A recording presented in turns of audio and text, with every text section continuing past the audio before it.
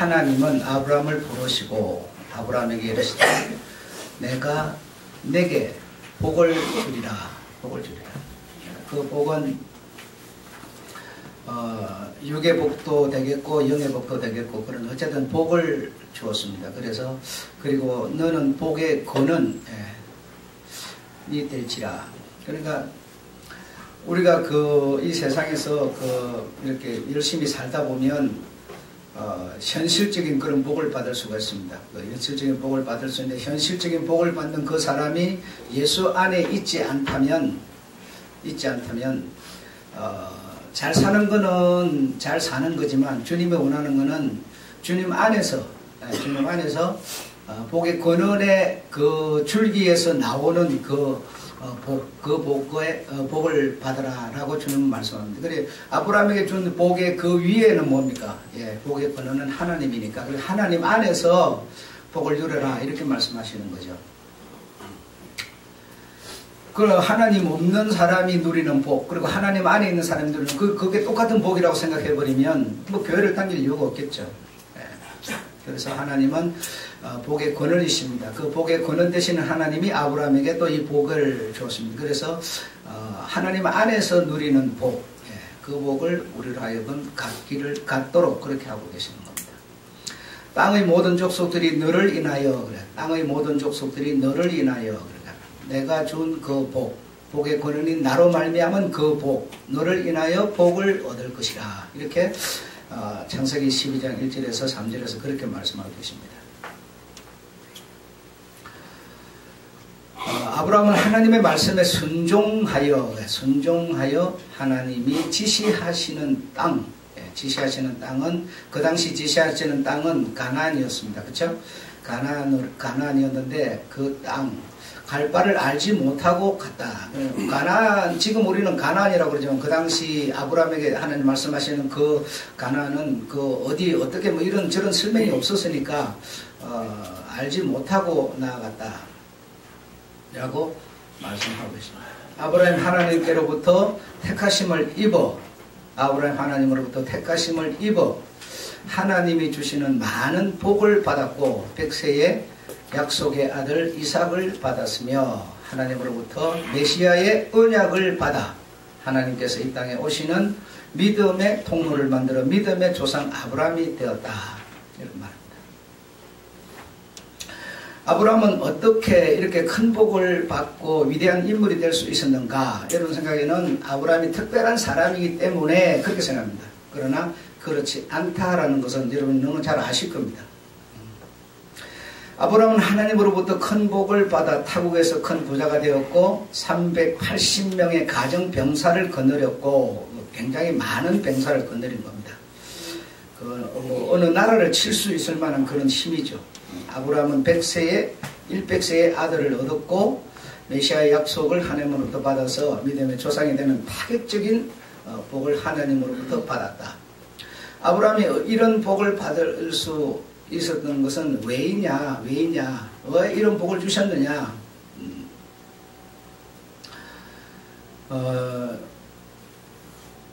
예를 들어서 내가 여러분 자동차를 산다 하더라도 그것이 하나님 안에서 받은 복이 될 수도 있고 하나님 없는 그냥 일반 세상 사람들 같은 그런 복이 될 수도 있고 그건 전부 다 여러분의 마음에 달렸다는 거 여러분 생각하셔야 됩니다.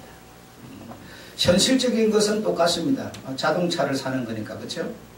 같지만 그러나 내가 그 사실을 어떻게 보느냐 라고 하는 것은 굉장한 의미가 달라지는 거죠.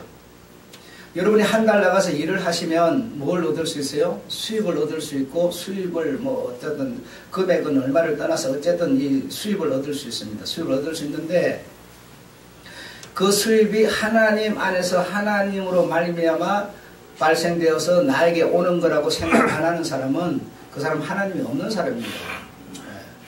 그렇게 생각 안 해도 한 달이라고 하는 그 일을 하고 받는 수입은 하나님 있는 사람이나 없는 사람이나 어쨌든 정해진 그 금액을 받을 수 있습니다. 받을 수 있지만 그러나 하나님 없는 사람은 그건 나와 상관없는 그냥 내가 노력해서 얻은 거다라고 생각을 할 수밖에 없습니다. 그러나 똑같은 내가 월급을 받아더라도 하나님 안에서가 있고 어떤 사람은 하나님의 안에서가 아닌 이런 상황으로 발생하는 거죠. 그래서 하나님은 내 안에서 너희의 마음으로 나와 연합하여 내 안에서 너희들이 누리는 복, 갖는 복, 이런 복을 가진 자가 되라고 주님은 말씀하고 계시는 겁니다. 자, 오늘은 이 아브라함에 대한 얘기가 나오니까 아브라함에 대한 얘기를 조금 더 이렇게 해보겠습니다. 여러분이 우리가 이제 신약 성경에 와서 우리가 신약 성경이라고 해요. 오늘날 우리가 사는 이 시대에 성경 하면 이제 신약 이렇게 많이 말을 하잖아요. 그건 하는데 그 신약에서 많이 쓰는 용어가 있어요. 그 많이 쓰는 용어가 뭐냐면 믿음과 은혜라고 하는 단어입니다. 믿음과 은혜. 믿음과 은혜라는 단어를 많이 쓰게 되는데 믿음과 은혜라고 하는 거는 만약에 여러분이 자격이 있다면 믿음이나 은혜라는 단어는 성립이 안 되어버립니다. 성립이 안 됩니다. 내가 자격이 없기 때문에 우리가 믿음이나 은혜라는 단어를 쓰는 거고요. 여러분이 내가 믿음이 있다, 내가 은혜를 받았다라고 하는 것은 여러분은 자격이 없다는 겁니다. 자격이 없기 때문에 하나님이 주는 선물,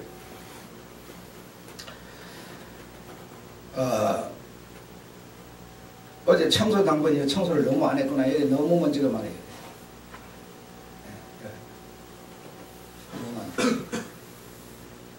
손이 새까매져. 그래서 하나님이 우리에게 주는 선물, 하나님이 우리에게 주는 복 이렇게 할 때요, 우리는 자꾸만 어떤 물질적인 거기에 자꾸 복이라는 포인트를 맞춥니다. 그래서 내가 잘 살면 큰 복을 받았다고 생각하는 겁니다. 못 살면 복을 못 받아서 생각하는 거예요. 근데 아브라함에게 사실 하나님이 복을 주어가지고 아브라함은 영적으로 육적으로 굉장히 하나님 안에서의 그 생활이 뛰어났습니다. 상당히 뛰어났습니다. 갈 바를 알지 못하고 그 말씀을 듣고 순종하여 나아갔고요. 그렇죠? 그리고 백세에 하나님이 주시는 아들을 받아서 그 아들을 하나님께 드리기도 하고요. 그리고 굉장한 영적으로 육적으로 하나님 안에서의 그 생활이 정말 조상이 될 만한 그런 상황이었어요. 모습이었어요. 근데 그렇게 그러면 이제 현실적으로 아브라함 큰 복을 받았는데 아브라함 자신이 고백하는 그 고백에 의해서 아브라함은 어떤 복을 말하고 있었는가 하면 눈에 보이는 세상 복을 그는 말하고 있지 않았다라는 겁니다.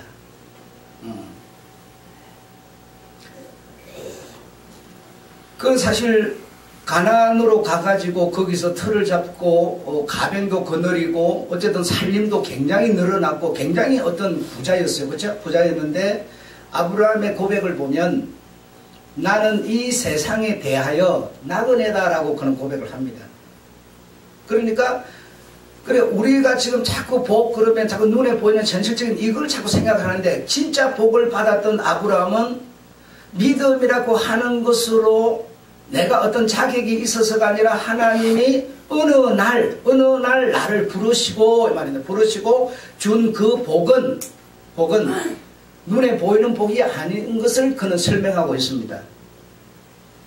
그러므로 그래서 우리가 어쨌든 이 세상에서 어떤 잘 살면 하나님 안에 있는 내가 어떤 이런 복을 받았다 이렇게 생각하는 게 아니라 하나님이 정말 우리에게 주는 진짜 복은 무엇인가 하면 믿음과 은혜라는 겁니다. 믿음과 은혜가 하나님이 주시는 진짜 복이라는 겁니다. 그러니까 믿음과 은혜가 있는 사람은 뭐죠? 복이 있는 사람이다라는 겁니다. 믿음과 은혜가 있는 사람은 복 있는 사람. 그래서 나는 이런 어떤 복을 믿음과 은혜를 받을 수 있는 그런 자격이 없는 나인데 하나님이 그걸 복으로 줬기 때문에 나는 복 있는 사람이라는 거예요. 복 있는 사람. 그래서 믿음이나 은혜라고 하는 것은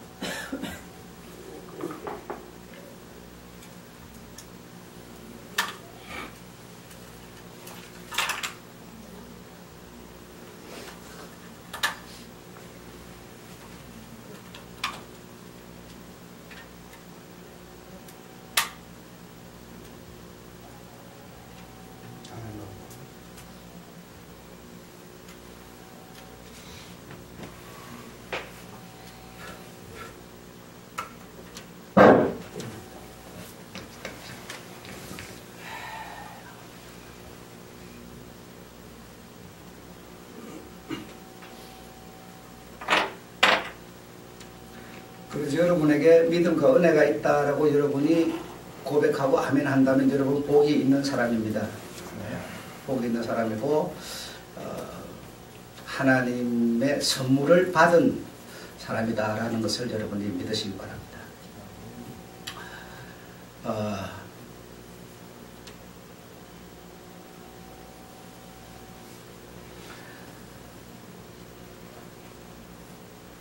그래서 그 여호수아 얘기를 우리가 2주 전에 얘기를 했는데, 여호수아도 뭐 그가 젊고 싸움을 잘하니까 그를 후계자를 세웠느냐, 그런 거 아닙니다. 그러니까 그를 하나님이 택하시고 계속 하시는 말씀 반복이 뭐냐면 마음을 강하게 하라. 그거였죠. 마음이 다시 말하면 그가 마음이 강한 자라면 강하게 하라 볼 이유도 없습니다. 그러니까 다시 말하면 그 모세의 뒤를 이어서 갈 수 있을 만한 능력이 너에게 있는 게 아니다. 그러나 내가 너를 택하여 세웠다는 겁니다. 세웠으니까 너는 내 말을 믿고 마음을 강하게 하라는 겁니다.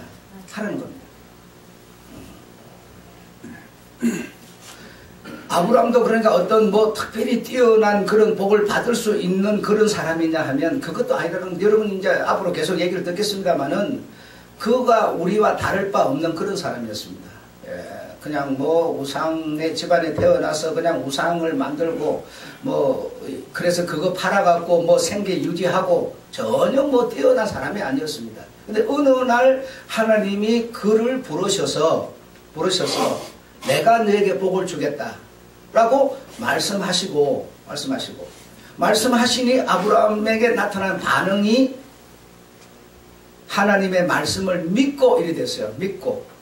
그러니까 우리도 어떤 뭐 내가 뭐 장씨라고 하나님이 택해주고 누구는 박씨라고 택해주고 그거 아니단 말이죠. 그 하나님이 여러분을 부르셨을 때 내가 어떤 대답을 하고 그에게 나아가서 믿음으로 순종하느냐에 달린 것이지, 어떤 특별한 어떤 누구를 하나님이 자격이 있는 사람한테 이렇게 불러서 내가 너를 쓰겠다 그러면 은혜가 아니고 믿음이 아니라는 겁니다. 그래서 믿음과 은혜라는 여러분이 용어를 쓰는 사람이라면 나는 자격이 없는데 하나님이 선물로 주셨다라고 우리가 생각해야 된다는 겁니다. 그걸 보고 믿음이라고 지금 말하고 있는 겁니다. 믿음이라고. 내가 한 달 열심히 일해가고 수입 얻어가지고 그거 내가 내 노력으로 땀으로 수고해서 내가 벌었어 그러면 절대로 그 한 달 월급이 여러분 하나님이 주는 은혜도 아니고 선물도 아니에요. 내 손으로 내 노력으로 한 거니까.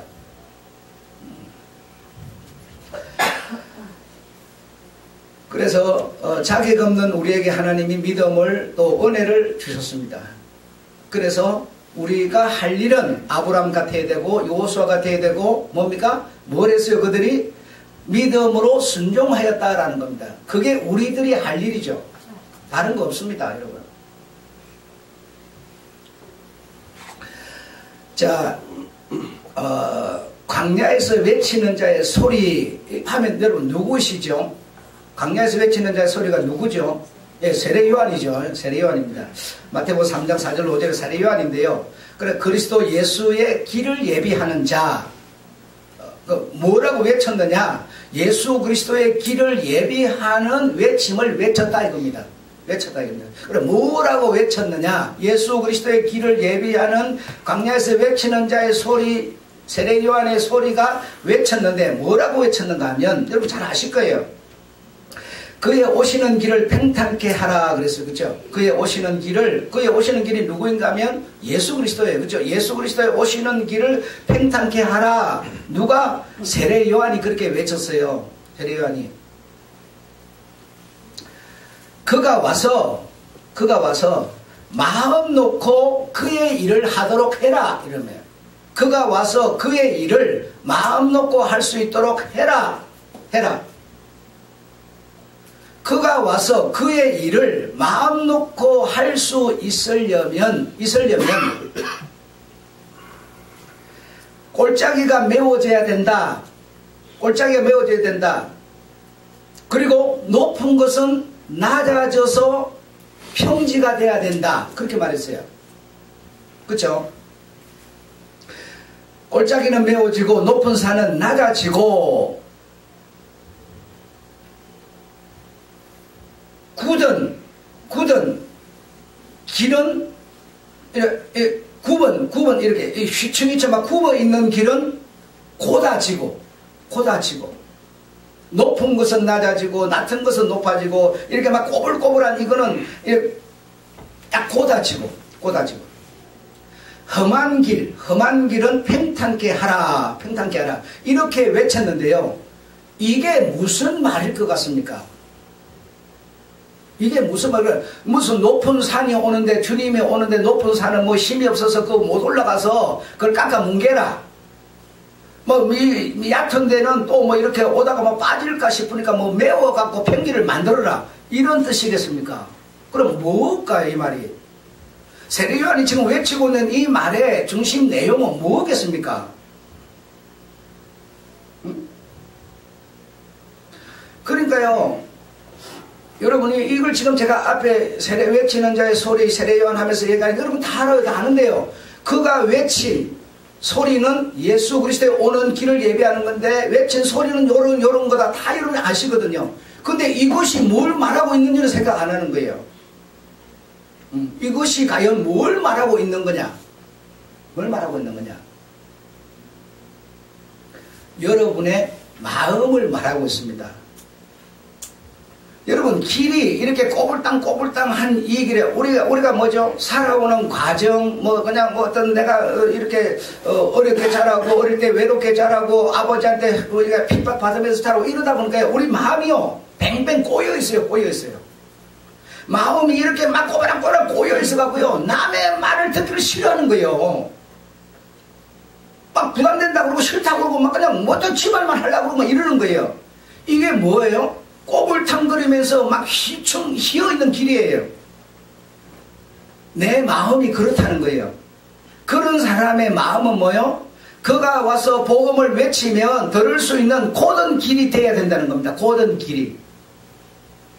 어떤 사람은요, 이렇게 높은 산이에요. 높은 산. 높은 어떤 산을 말하는 게 아니라 어떤 우리 마음이 굉장히 교만해가지고 높은 거예요. 그러니까 아무 소리도 안 들리는 거예요. 자기가 믿고 고백하는 그거 이상은 절대로 들으려고 안 그러는 거예요. 필요가 없다는 거예요, 그냥. 그거 뭐예요? 높은 산이죠. 여러분, 사람은 여러분, 높은 사람이, 사회적으로 높은 사람인데, 그 높은 사람이 낮아져라, 이 말 아닙니다. 높은 사람이 없으면 어떻게, 그 높은 사람이 있어야 되는데, 없으면 그거 없어져라, 이 말입니까? 그 말이 아니죠. 대통령이 분명히 높은 사람이 있어야지, 높은 사람 그거 낮아져라, 그러면 네 평민으로 내려오라, 이 말입니까? 그 말 아니란 말이죠, 여러분. 높은 사람은요, 당연히 높은 사람으로 있어야 돼요. 높은 사람이라도 그 마음은 낮아져야 된다는 겁니다. 마음은 여러분, 마음이 낮아져야지. 마음도 사람처럼 높아가지고 이러면요, 전부 다 위에서 깔보고 있을 거 아니에요. 그러면 주님이 와가지고 어두움한 옷을 입고 쓰레바짝을 끌고 이러고 와가지고 뭐라고 그러는데 그딴 소리가 무슨 필요는 이럴 거 아니에요. 아무도 안 들어요. 그러면 여러분, 여기서 세례 요한이 외치는 핵심 중심은 뭐냐? 마음을 말하고 있는 겁니다. 다른 게 아니에요. 이 마음에서 순종도 나오고 마음에서 믿음도 나오는 건데, 마음이 어떤 사람은 완전히 그냥 까베기처럼 꼬여있고요, 어떤 사람은 높아가지고 교만해가지고 목에 기부수가 들어가 있고, 어떤 사람은 또 뭐죠? 못 가졌고 못 배웠고 낮아져가지고 그냥 뭐죠? 완전히 어떤 이런 피해의식 같은 데 사로잡혀 있는 거예요. 그러니 그런 사람한테 어떻게 복음이라는 게 가겠느냐? 갈 수가 없으니까 그런 사람은 나도 하나님의 선물인 은혜와 믿음을 받을 수 있다 라고, 받으면 너와 나가 받은 복은 같은 복이다 라고 하면서 마음을 높이라는 거죠. 그래서 여기서 말하는 핵심은 뭐냐면 마음입니다. 여러분이요, 누군가의 소리는 들리는데 자기 고집이 세가지고 누군가의 소리가 정말 나한테 안 들린다면 나는요, 우리 주님의 복음을 들을 수 있는 마음이 아니에요. 여러분, 우리가요, 3살 먹는 애한테 배울 게 있고 노인한테도 배울 게 있지만 젊은 사람한테도 배울 게 있어요. 내 것만 옳다고 주장할 수가 없어요. 예. 그러므로 이 세례 요한이 외치는 자의 소리, 이 소리는 바로 우리의 마음이었습니다. 마음. 예, 마음. 그래서 이 마음을 고치면 뭐 하리라? 해답이 뭐였어요? 너희가 마음을 고치면, 고쳐 먹으면 네가 마음이 약하지만 네가 뭐죠? 담대히 하면 네 앞에 보이는 여리고 성과 여리고 성민들과 일곱 족속들 그 막강한 그 나라를 뭐죠? 네가 마음을 강하게 하면, 담대히 하면 반드시 내가 너와 함께해서 너를 이기게 하겠다라는 거 아닙니까? 그렇죠? 그래 지금 주의 복음이 와서 여러분에게 외칠 건데 너희가 마음을 높은 사람, 낮은 사람, 이렇게 오불당불랑 꽈배기처럼 꼬인 사람, 이걸 너희가 고쳐 먹지 않으면 무엇을 보지 못하리라? 그 다음에 답이 나와 있어요. 주의 구원을 보리라 그랬어요. 반대말은 뭐예요? 주의 구원을 보지 못하리라는 겁니다. 뭘 하면? 마음을 고쳐 먹지 않으면 이 말입니다. 그렇게 하니까 그러면 어떻게 해야 된다는 거요? 라고 듣는 사람들이 딱 물어보는 거 아닙니까? 그럼 우리가 어떻게 하라는 겁니까? 하니까요. 뭐라고 그럽니까?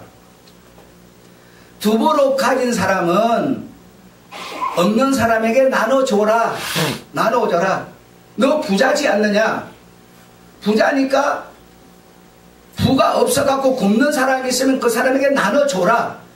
이렇게 세례요한이 지금 말을 전하는 겁니다. 네가 권력을 가졌고 힘을 가졌으니까 그 권력과 힘을 가지고 억압하지 말고 죄 없는 사람을 죄 있다고 뒤집어 씌우지 말고 이렇게 공평하게 하라고 말합니다. 그리고 정해진 세금 외에는 받지 마라. 이렇게 하라라고 지금 세례요한이 얘기를 하는 거 아닙니까? 세례요한이 이렇게 말했는데요. 세례요한이 이렇게 한 그 말입니다. 누구의 말일까요? 네? 누구의 말? 누구? 하나님의. 이 세례요한이 지금 이 말을 했는데 이 말은 누구의 말을 인용했는가 하면 선지자의 말을 인용을 했어요. 이사야 선지자의 말을 인용을 한 겁니다. 선지자 이사야 40장 3절 4절 말씀을 세례요한이 그대로 했는데 이사야 40장 3절로 4절에 이사야가 한 그 말은 누가 했어요? 여호와의 입이 말씀하셨느니라 그렇게 했어요. 그러면 이 말은 어디서 나온 겁니까? 하나님으로부터 선지자 이사야에게 주었고 이사야가 말한 것을 세례요한이 인용을 했고 그러면 인용을 해서 세례요한이 말하는 이 말은 원조는 뭡니까? 예수 그리스도의 마음이에요. 여러분 이해하시겠습니까? 그래서 예수 그리스도께서 우리에게 오셔서 하시는 말씀이 너희가 자격 없는 너희들이 은혜와 믿음을 가졌느냐? 예. 그러면 뭐 하라고 그랬습니까? 감옥에 갇힌 자가 있으면 뒤로 와봐라. 헐벗는 자가 있으면 돌아보아라. 배고픈 자가 있으면 먹여라. 주님이 오셔서 똑같은 말을 하고 있는 거예요 지금. 그렇다면 여러분 예수가 신약에 와서 하시는 말씀은 구약에 있는 말씀하고 다른 겁니까? 다르지 않습니다. 많은 사람이요 구약은 지나갔다고 그러면서 필요 없다고 그러는데 아닙니다. 여러분 구약을 신약이 인용을 하고 있는 겁니다. 구약에서 제사도 다 필요 없어지고 이런 거 도덕법, 윤리법, 제사법 이런 거 다 없어졌다고. 왜 없어졌어요? 예수가 다 감당했대요. 그럼 예수가 다 감당해서 우리 보고 하지 말라 한 적이 있습니까? 없어요. 우리는 제사를 예배로 지금 대치해서 바꿔서 하고 있는 겁니다. 제물 드리던 것은 예물로 바꿔서 하고 있는 겁니다. 안 하는 게 아니에요. 구약의 하나님의 말씀이 신약의 예수가 하신 말씀과 같은 얘기를 하고 있는 겁니다. 신약의 세례요한이 구약 얘기를 끌어다가 얘기하는 거고요. 바울이 하는 얘기들이 전부 뭐죠? 구약 얘기를 끌어다가 그가 인용을 하고 있는 겁니다. 이건 필요 없고 새로 만들어낸 얘기가 하나도 없습니다. 예수가 오셔서 요한복음이나 요한일서 1, 2, 3세 보면 내가 계명을 주노니 뭐하라? 사랑하라 그랬어요. 새 계명을 주노니 그러니까 어떤 것을 주님이 새로 만들어낸 줄 알아요? 아니요. 요한 1서 1장 2장 3장 1서 2서 3서 가보세요. 이 새 계명은 새 계명이 아니고 옛 계명이다라고 말합니다. 옛날에 있던 것을 지금 끌어다가 지금 말한다는 거예요. 그래서 새 계명이라고 말한 겁니다. 없는 걸 새로 창조해낸 게 아니에요, 여러분. 이해가 되시죠? 네. 여러분의 마음이 정말 이렇게 꼬여있지 마시기 바랍니다. 지금 세례요한이 와서 외치더라. 이렇게 꾸불땅꾸불땅한 그 마음은 꽂아져야 된다. 그래야 주님이 그 길을 따라서 온다. 오면 내게 구원을 보리라 그랬잖아요. 내 마음이 열려서 허용하지 않는데 구원은 절대로, 다시 말하면 은혜와 믿음을 주님은 주시려는 건데 내가 꼬여있으면 믿음 안 오고요. 은혜가 올 수가 없어요. 방법이 없어요. 내 사고방식으로 그냥 내가 어떤 생각하는 그걸 흔들리지 않고 꼿꼿하게 서가지고 그것만 고수해 보세요. 옆에 소리는 하나도 안 들려요. 들리지 않아요. 여러분 깨달으실 수 있기를 그냥 부탁할 뿐입니다. 저는 어찌할 수가 없습니다. 그래서 지난주 예배 때 여러분에게 이 말씀을 드린 거고 하나님이 정말 이제 예수 그리스도 같은 한 분이신데 그분이 우리에게 정말 바라는 게 뭐냐? 정말 바라는 게 뭐냐? 라고 하는 것을 우리가 바로 듣는 것이 우리가 할 일입니다. 우리가 할 일이고 우리의 몫입니다. 우리의 몫입니다. 내 마음이 하는 거지 그분이 나를 하도록 만드는 게 아닙니다. 하나님은 어느 날 아브라함에게 말씀하신 거고요. 그 말씀을 듣고 믿어 순종한 그 내가 할 몫과 하나님이 말씀하는 몫이 분명히 다릅니다.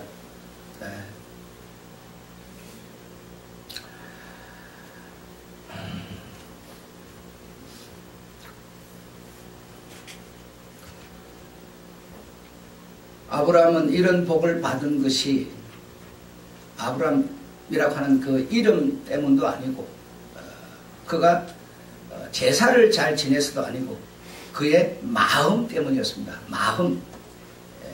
바로 예수님이 오시기 전에 세례요한이 6개월 먼저 와서 딱 첫 번째로 외친 것이 마음을 외치고 있습니다. 내 뒤에 오시는 이가 있으니 그가 와서 외칠 때 너희가 마음을 닫고 있으면 구원을 볼 수가 없다. 구원을 볼 수가 없다. 그들은 금식을 하고 11조를 드리고 어떤 안식일날 예를 들어서 이렇게 그 일하지 말라는 그 계명이 있었어요. 그 계명을 서기관이 만들어낸 그 계명이 있었어요. 안식일날 일하지 말라. 라고 하는 그것으로 말미암아 안식으로 일 안 하는 게 어떤 거냐? 그래 안식일을 일하지 말라 이 말은 했지만 이 말을 안 하고 하나님 또 뭐라고 했어요? 안식일을 너희가 육체의 노동하지 말고 하나님 앞에 나와서 예배 드리라 그랬죠. 근데 이 서기관들이 안식일을 일 안 하는 게 어떤 거냐 하면서 막 세부적인 계명을 만들어내는 거예요. 만들어내가지고 이렇게 해야 된다 저렇게 해야 된다 뭔가 그걸 만들어내게 되죠. 그래가지고 이 어떤 이런 것만 잘하면 나는 하나님 안에 있는 사람이다 이렇게 생각을 했어요. 이렇게 마음이 높아져 가지고 가구의 머리카락에 붙은 그 파풀까지 떼먹을 수 있는 그런 아주 완악한 마음을 가지고 사람들이 전도에 오는 사람도 지보다 높아지니까는 막 이상한 짓 해가지고 쫓아내버리고 자기는 손가락도 까딱 안 하면서 천국 들어가는 문을 딱 막아서가지고 하나도 들어가지 못하게 만들고, 이렇게 우리가 하는 이대로 너희들이 하지 않으면 너희는 구원이 없다라고 하는 그 아주 얼마나 높아진 산이 돼가지고 있는 그들을 향하여 주님께서 너희가 하는 그것도 중요하지만 그것도 아닌 것도 중요한 게 있다. 너희가 그리 하는 게 정말 나를 섬기고 나를 사랑하고 내가 가진 마음 따라서 불쌍한 자를 귀히 여기는 그런 마음을 가지고 너희가 한다면 얼마나 좋은 일이겠는가마는, 너희의 마음과 정신과 사랑은 뭐냐? 전부 학대하고 무시하고 아무도 천국문에 들어가지 못하도록 만들고 있으면서 너희가 그 계명만 지키면 구원을 받는다고 생각하니 하지 말라, 이렇게 했던 것이지, 그 계명이 나빠서 하지 말라는 게 아니었습니다. 여러분. 그렇게 높은 산, 흔들릴 수 없는, 그럼 미국 대통령이 이스라엘을 가더라도 와서 네가 나를 방문해라, 내가 있는데 와서 네가 먼저 악수를 청해라, 이렇게까지 그의 고대가 높으니까, 높은 산은 네 마음이 낮아지지 않으면 어떻게 네가 나의 구원을 보겠느냐.